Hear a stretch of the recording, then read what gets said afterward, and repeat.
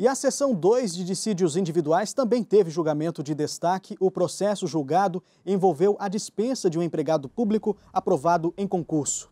Quem tem mais detalhes para a gente é a repórter Gisele Mourão. Olá, Gisele. Olá, Anderson.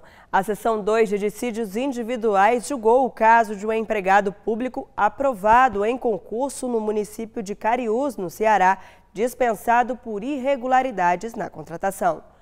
De acordo com o processo, o candidato aprovado em concurso público realizado em 2006 foi contratado em 23 de dezembro de 2008. Como não foi comprovada a necessidade de pessoal e nem havia previsão orçamentária da despesa correspondente, o trabalhador foi demitido em 2 de janeiro de 2009, mas sem que fosse realizado processo administrativo. Na SDI 2, os ministros analisaram se a demissão seria válida ou se o empregado regido pela CLT teria direito à estabilidade. Veja como foi o julgamento na reportagem. O município entrou com recurso depois que o Tribunal Regional do Trabalho do Ceará declarou a nulidade da dispensa do trabalhador e determinou a reintegração dele ao emprego. De acordo com o processo, o candidato aprovado em concurso público realizado em 2006 foi contratado somente em dezembro de 2008, já no fim da gestão do prefeito da época, que não havia sido reeleito. Para o regional, como não foram comprovadas a necessidade de pessoal e nem a previsão orçamentária da despesa correspondente, houve ofensa ao princípio da moralidade administrativa. A demissão, no entanto, ocorreu sem a realização de processo administrativo, o que teria comprometido o direito ao contraditório e à ampla defesa do trabalhador. No recurso em ação rescisória analisado pela seção 2 de dissídios individuais, pelo qual tenta desconstituir a decisão já transitada em julgado, o município alegou que a irregularidade da contratação foi constatada em auditoria realizada pelo município, por isso a dispensa era válida. O relator do caso na SDI 2, ministro Douglas Alencar Rodrigues, explicou que, mesmo se tratando de empregado admitido pelo regime da CLT, há precedentes do Supremo Tribunal Federal que consideram imprescindível a observância do contraditório e da ampla defesa em procedimento administrativo na hipótese de dispensa de empregados públicos. Nesses precedentes se consagra a tese de que a ausência deste processo ou procedimento administrativo prévio nulificava o ato administrativo de rescisão do contrato. O ministro Barros Levenhagen concordou que a dispensa deveria ser anulada devido à falta de processo administrativo.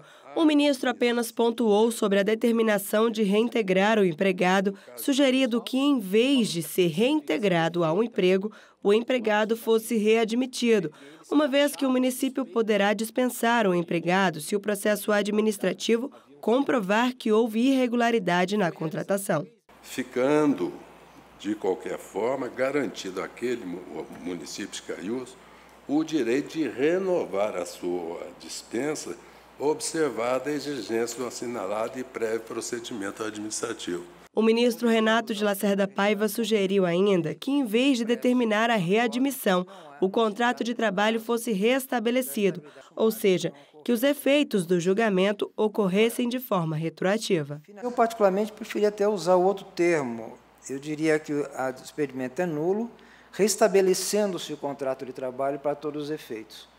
Porque o conceito de readmissão, eu tenho dificuldade de inferir esse conceito com efeitos ex-tunc.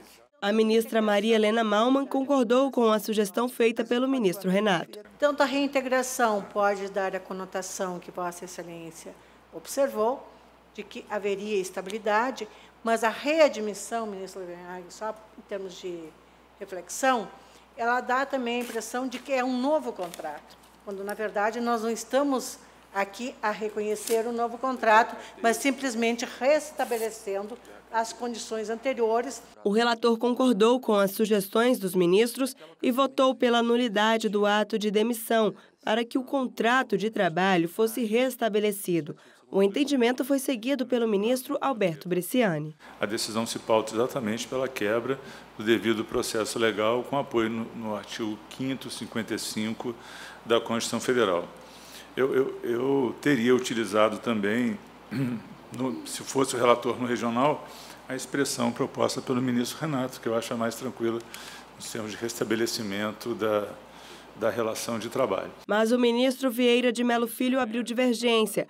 Para o ministro, a súmula 390 do TST, que prevê a estabilidade a empregado público seletista, deveria ser novamente discutida. Ela tem gerado uma indução para todo o país, porque a súmula está consagrada, de que há, de fato, essa estabilidade após a emenda 19, que é 98.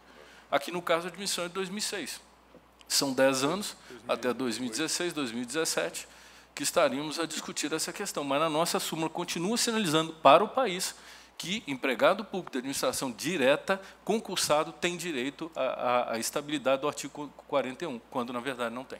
O presidente do TST, ministro Ives Gandra Martins Filho, votou com a divergência, por entender que o servidor foi contratado em período eleitoral. Foi colocado pela divergência que a dispensa se deu nesse período pré-eleitoral, onde há vedação à contratação e a dispensa, a contratação, e ele foi contratado nesse período. Ao ser contratado nesse período, a administração poderia perfeitamente dispensá-lo pelo simples fato de ter sido contratado nesse período. Por maioria, os ministros da SDI2 negaram o recurso do município, mas por não se tratar de servidor público estável, conforme previsto na Constituição Federal, o contrato de trabalho foi restabelecido, sem reconhecer estabilidade. Com isso, a administração pode dispensar o empregado, desde que observado o devido processo legal em processo administrativo, no qual sejam assegurados o contraditório e a ampla defesa.